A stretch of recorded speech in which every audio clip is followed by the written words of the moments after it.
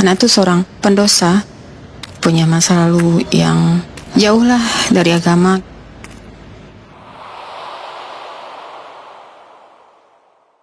Di Padang, usaha suami kolaps, kondisi benar-benar habis semuanya. Sampai kita memutuskan hijrah ke Jakarta.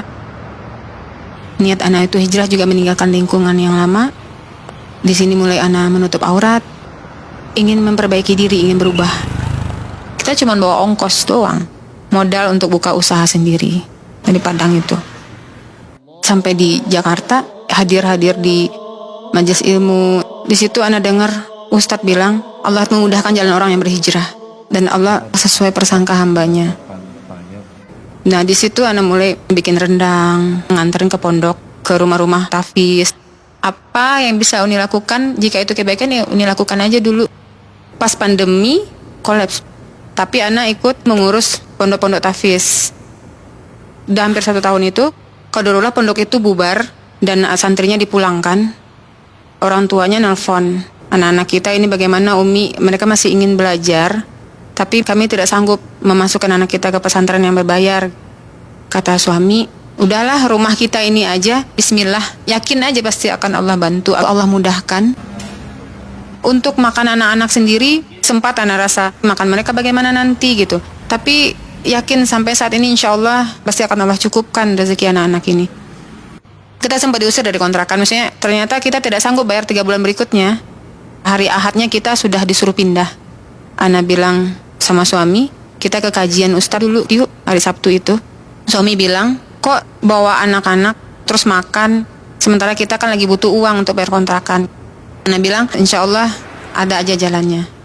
Setelah sholat, Ana dapat telepon, bos abinya nelfon suruh sewa rumahnya, nanti aja bayarnya.